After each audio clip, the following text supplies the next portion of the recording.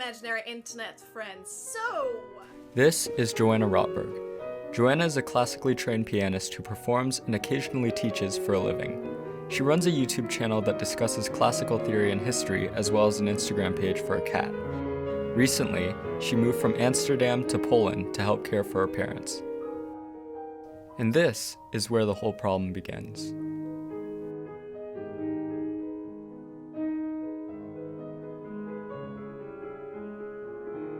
In late 2020, Joanna's parents got a new neighbor. These neighbors purchased the flat next to theirs and turned it into a vacant lot of brick. When this happened, Joanna's parents' apartment became incredibly cold. Joanna's father, a certified engineer, began to investigate and found that one of the walls dividing the two flats was inadequately insulated, as well as in the wrong location as per the legal contract for the flat. He began constructing a proper wall in the proper location, but soon after, the neighbors tore the wall down.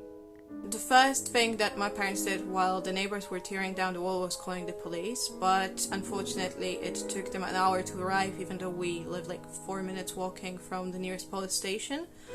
And their intervention was not successful in securing safety for my parents in any way. The whole tearing down was very traumatic for my parents. My father had a stroke and a heart attack a few days after this happened and died as a result of it. The neighbor was throwing bricks at my father.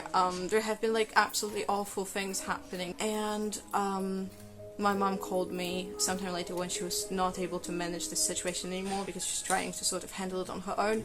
She called me, she told me about the situation. I took the first flight back home, and after I came back, I think the same or the next day, I went to the police station in order to notify them that this harassment is going on, but it wasn't taken. The policeman was very empathetic towards me while I started talking about the harassment case and the awful things that are going on here. However, when he asked me about the address, he said, "Oh, we know this case already, just build a wall there, we have nothing to do with this." At the point in which I am after 8 months of being harassed and taking every legal step that was in my power, nothing really changed so far. So maybe notifying the media, talking about this case, that might be something. Maybe writing to the police in my hometown kids. It's a bit of a rough situation. As of November 2021, several members of the Polish media have reached out to Joanna about her situation. Whether or not a solution to this ongoing harassment will be found is still unknown. Dzień dobry, panie wójcie.